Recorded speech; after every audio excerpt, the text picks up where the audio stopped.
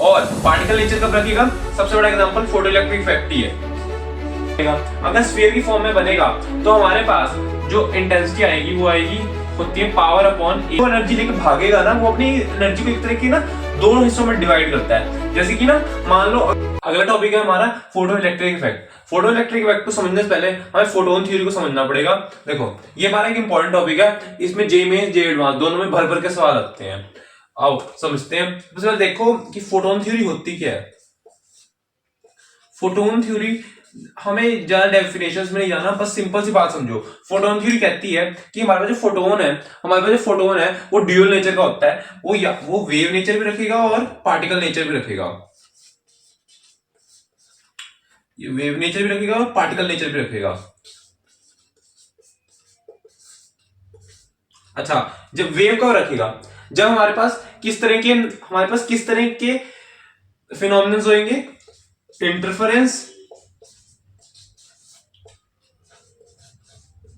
Interference और diffraction.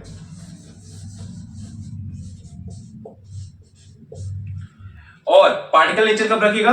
सबसे बड़ा एग्जांपल फोटो इलेक्ट्रिक इफेक्ट ही है।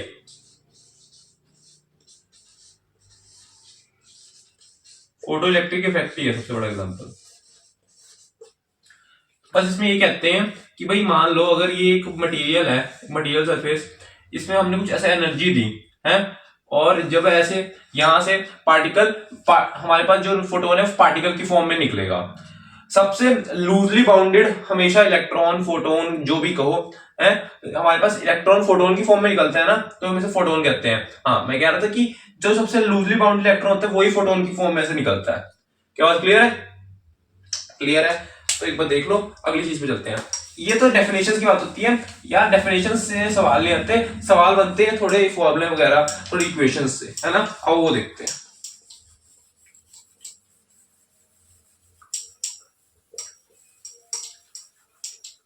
देखो हमारे पास एक फोटोन की हमारे पास मोमेंटम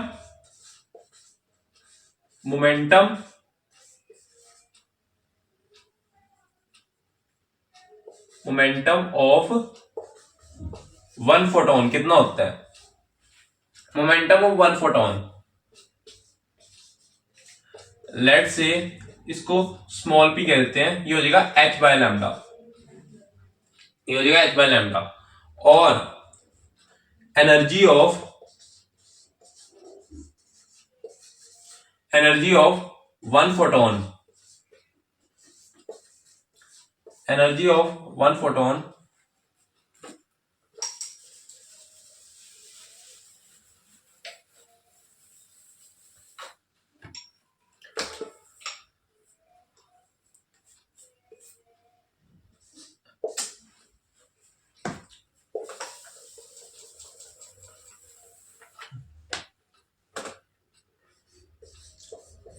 वन फोटोन कितना होता है? E is equal to hc by lambda. और अगर कह दिया कि हमारे पास n फोटोन्स है तो उसकी एनर्जी निकालनी है, तो वो बस क्या करना है, n से मल्टीप्लाई कर देना है, एनर्जी ऑफ n फोटोन्स। अब मान लो हमने फोटो इलेक्ट्रिक इफेक्ट में एनर्जी दी, सिर्फ जरूरी थोड़ी एक ही फोटोन निकलेगा, n निकल सकते हैं n फोटोन्स, तो हमें उसके हिसाब से देखना पड़ेगा। तो आ जाएगा n hc बाय लैम्डा। अगर मोमेंटम देखना तो h बाय लैम्डा से कर देना, सिंपल। अच्छा अगर मान लो अगर हमारे पास E is equals to 1240 upon lambda है एनर्जी, 1240 लैम्डा एनर्जी है।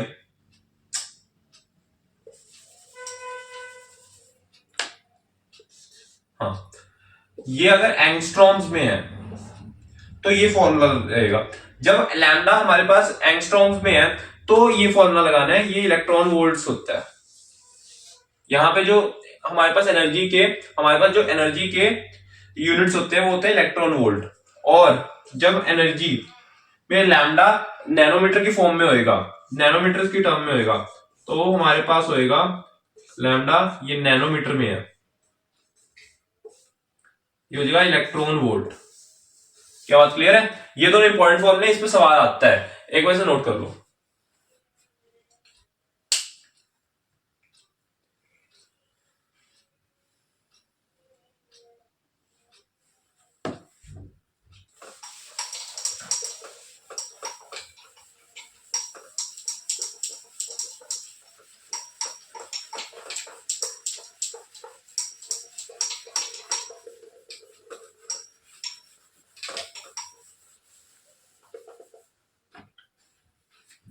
अगली चीज देखो, हमारे पास इंटेंसिटी में भी सवाल आता है। इंटेंसिटी का मतलब देखो, मान लो मैं एक लाइट सोर्स मान रहा हूं, ये एक लाइट सोर्स है, ये ग्लो कर रहा है। अब इसका वेवफ्रंट निकालो, इसका वेवफ्रंट कैसा बनेगा? कुछ ऐसा स्फीयर की फॉर्म में बनेगा, है ना? क्या बात क्लियर है? स्फीयर की फॉर्म में बनेगा। अगर स्फीयर की फॉर्म में बनेगा तो हमारे पास जो इंटेंसिटी आएगी वो आएगी, होती है power upon area of wave front, ये आता है। और इस केस में वेव फ्रंट का एरिया होता है 4 πr²। अगर मान लो इंटेंसिटी भी हमें कुछ डिस्टेंस तक निकालनी पड़ेगी, मान लो इस स्फीयर को ये काफी दूर तक जा रहा है, हमें r डिस्टेंस तक निकालना है, r डिस्टेंस तक निकालना है, यानी स्फीयर का जो रेडियस है इस केस में वो है r। तो हमारे पास ये आ जाएगा फॉर्मूला p अपॉन 4 πr²। अगर एक लीनियर सोर्स है, एक लीनियर सोर्स है हमारे पास, तो इसका वेवफ्रंट सिलेंड्रिकल बनेगा। जैसे हम गॉस थ्योरम में देखते हैं ना, हमारे पास लाइन चार्ज होता था, है ना? गॉस थ्योरम में हमारे पास लाइन चार्ज होता था, उसका हम गॉसियन सरफेस सिलेंड्रिकल लेते थे, वैसे ही यहाँ पे कुछ है। तो यहाँ पे वेवफ्रंट सिलेंड्रिकल बनेगा।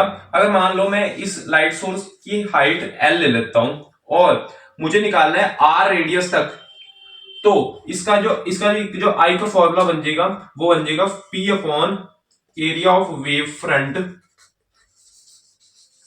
एरिया ऑफ वेव फ्रंट ये बन जाएगा P अपॉन 2πrl। क्या बात क्लियर है? हमने इसका कैसा वाला, हमने इसका कवर्ड सरफेस एरिया यहां पर रखा है, ठीक है? क्या बात क्लियर है?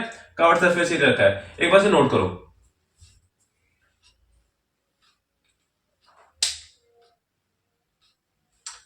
वो बार नोट कर लिया होगा, अगली चीज पे चलते हैं फटाफट।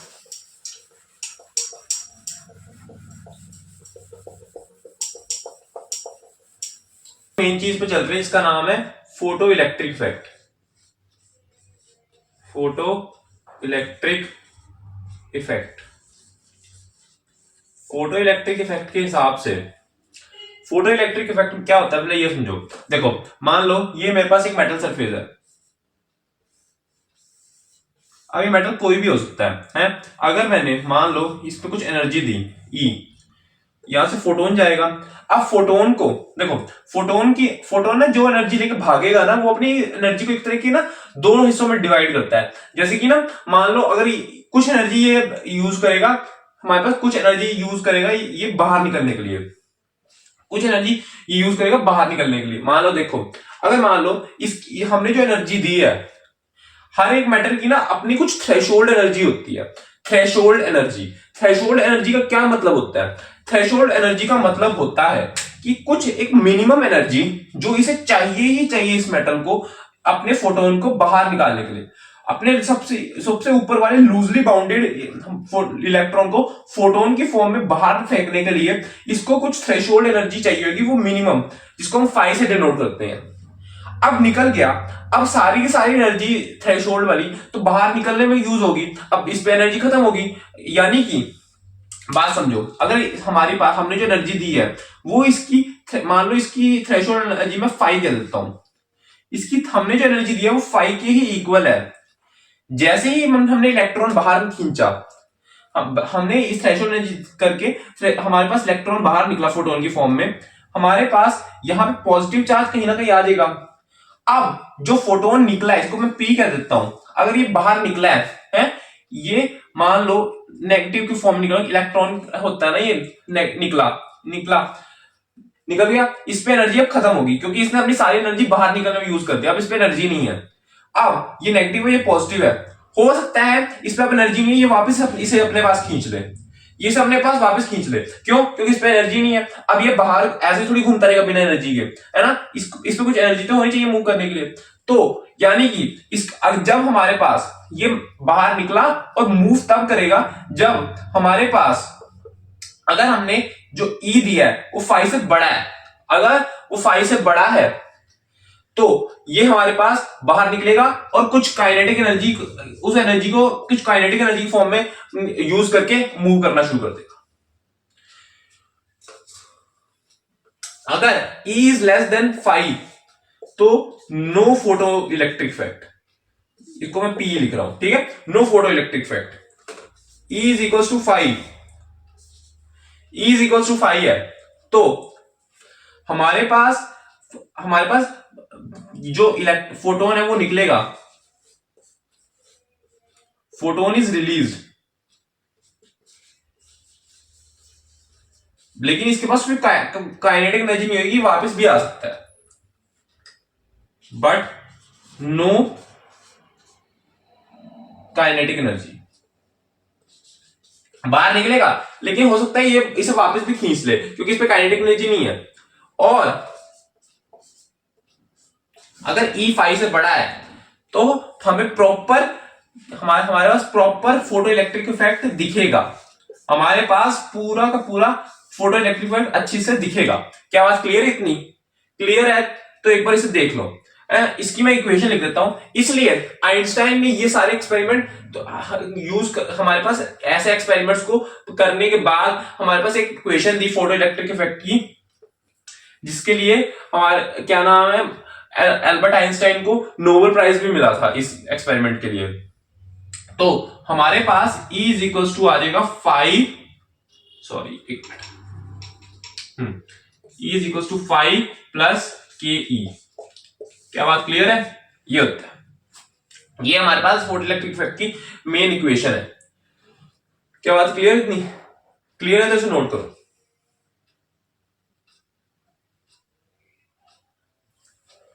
अच्छा, इसको मैं थोड़ा सा और सॉल्व करके दिखाता हूं।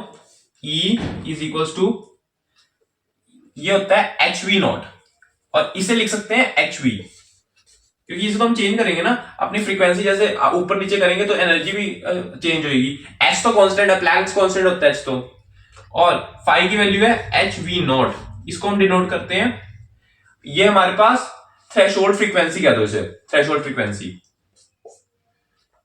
और काइनेटिक एनर्जी हमने सेटअप ऐसा लगाया कि हम फ्रीक्वेंसी को चेंज कर सकते हैं। देखो ना, ये जैसे कि मैं एक, ये कुछ ऐसा दिखता है हमारा जो फोटो इलेक्ट्रिक इफेक्ट का सेटअप होता है, कुछ ऐसा दिखता है। हम जैसे ही करंट पास करना शुरू करते हैं यहां से और जैसे ही करंट हम फ्रीक्वेंसी चेंज करते हैं, जैसे ही थ्रेशोल्ड फ्रीक्वेंसी पे हम पहुंचते हैं, अभी निकलना शुरू नहीं हुआ, थ्रेशोल्ड फ्रीक्वेंसी पे पहुंचते ही ये टेंड करेगा कि बस अब जरा सा भी ऊपर होगी फ्रीक्वेंसी तो इलेक्ट्रॉन निकलने शुरू हो जाएंगे, फिर जैसे ही थोड़ा सा ऊपर हुआ यहां से कुछ ना कुछ ऐसे इलेक्ट्रॉन फोटोन की फॉर्म में निकलने शुरू हो जाएंगे। क्या बात क्लियर है?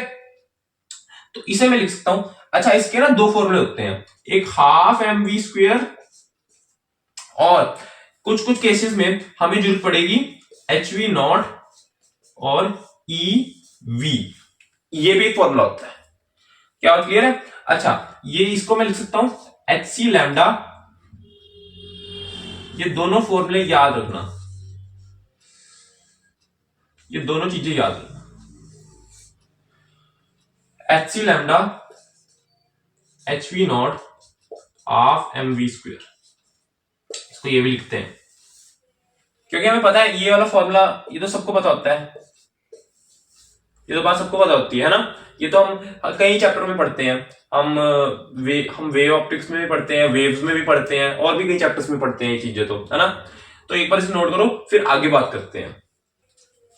तो आपने नोट कर लिया होगा, अगली चीज पे चलते हैं।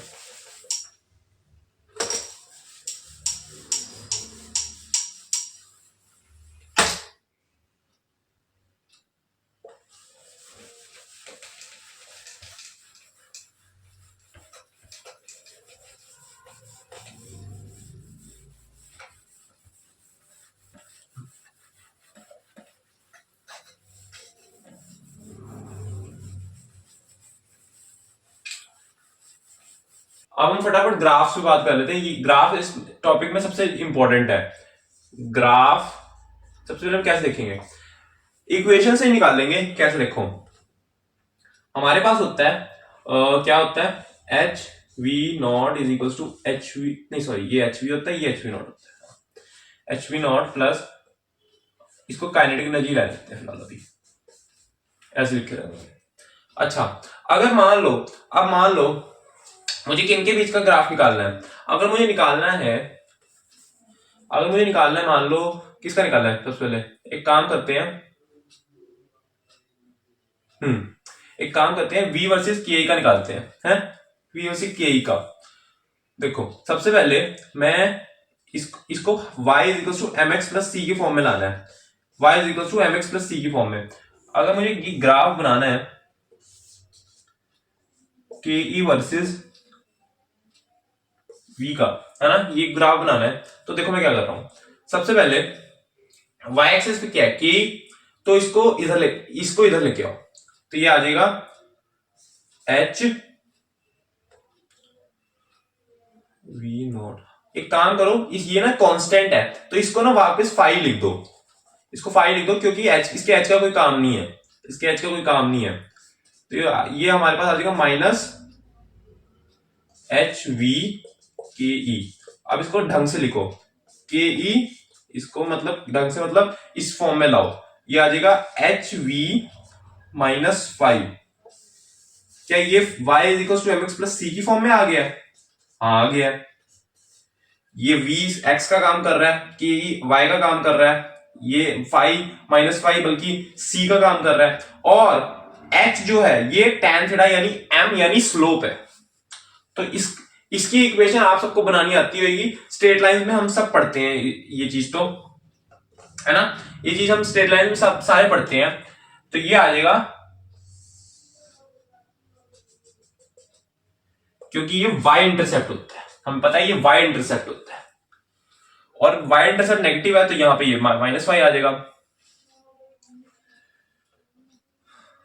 अब अगर मैं इसे थीटा कह दूं, तो यहां से tan थीटा आ जाएगा, tan थीटा यानी m यानी स्लोप, ये आ जाएगा h के इक्वल। देखो ना, क्या बात क्लियर है इतनी, ये आ जाएगा, नोट कर लो इसे, फिर अगले ग्राफ पे चलते हैं।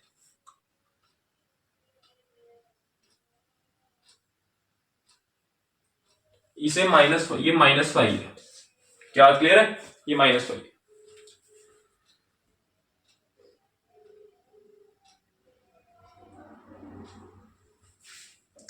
अगली चीज चलते हैं फटाफट।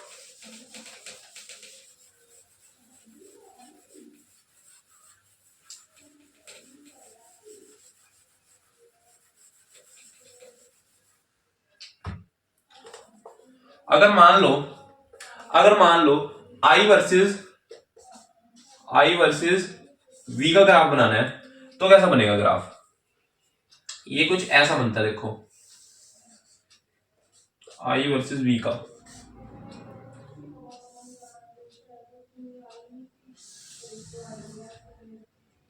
ये कुछ एक पॉइंट आएगा जब I सैचुरेशन आ जाएगा, ये सैचुरेशन करंट होता है, और ये माइनस V होता है। क्या बात क्लियर है? अब इसमें दो तरह के सवाल बनते हैं, वो मैं बताता हूं, पहले इसे नोट करो। क्या बात क्लियर है? ये सैचुरेशन करंट आ गया। इस पे दो तरह के सवाल बनते हैं, कैसे वाले, इसको थोड़ा सा इधर कर देता हूं ताकि इस पे एडजस्ट हो जाए।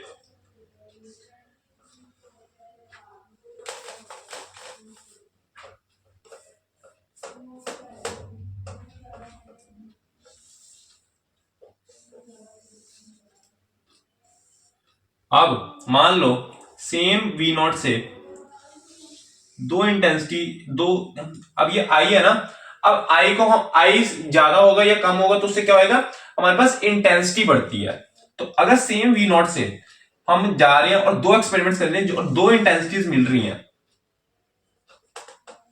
शुरुआत में सेम था, ऐसे ऐसे बढ़ते बढ़ते दो इंटेंसिटीज की तरफ हम चले गए। ये I1 मान लो, इसे I2 मान लो।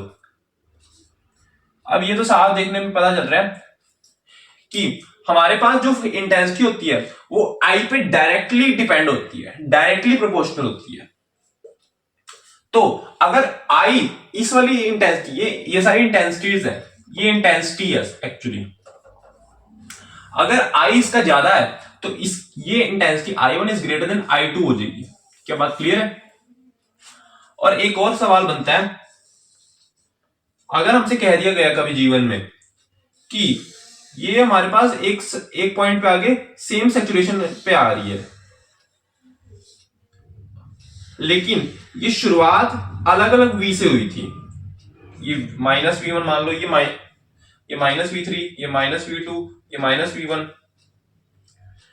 जरा आप क्या मुझे V3, V2, V1 में रिलेशन बता सकते हो? मैं कहूंगा हाँ बता सकते हैं। देखो यहां पे ये हो जाएगा V3, ये I वर्सेस V का ये अभी ग्राफ चल रहा है, V3 is greater than V2 is greater than V1।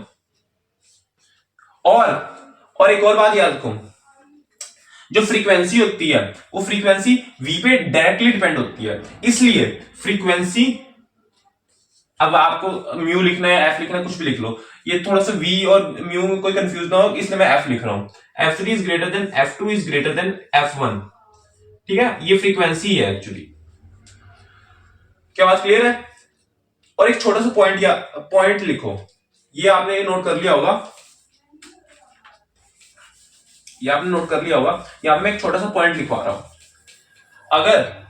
अगर हमारे पास ये सवाल आया हुआ है, क्या हमसे पूछ लेते हैं, क्या हमारे पास जो आई है, हमारे पास जो आई है, क्या वो फ्रीक्वेंसी पे डिपेंड करता है? तो हम कहेंगे नहीं। फिर हमसे कहेंगे अच्छा क्या हमारे पास जो वोल्टेज है वो फ्रीक्वेंसी पे डिपेंड करती है? हम कहेंगे हाँ करती है। ये दोनों बातें याद रखना, दोनों पे सवाल आया हुआ है, ये हमारे पास एक थ्योरी क्वेश्चन के हिसाब से बन जाता है। प्रोपोर्शनैलिटी का क्वेश्चन पूछ लेते हैं कि भाई आई क्या वी पे डिपेंड करता है, तो हम कहेंगे इन दोनों के बीच में कोई रिलेशन नहीं है, कोई ये ज्यादा हो कम हो इससे कोई लेना देना नहीं है, लेकिन इसका डायरेक्टली प्रोपोर्शनल का रिलेशन है। क्या बात क्लियर है? इसे नोट करो। अभी के लिए बस इतना ही, अगली वीडियो में हम अगला इंपॉर्टेंट टॉपिक डिस्कस करेंगे। होप सो इस पार्ट पे आपको चीजें क्लियर होंगी, कॉन्सेप्ट्स क्लियर होंगे। अगर टॉपिक क्लियर हुआ है तो वीडियो को लाइक कर देना, चैनल सब्सक्राइब कर देना। Okay, thank you.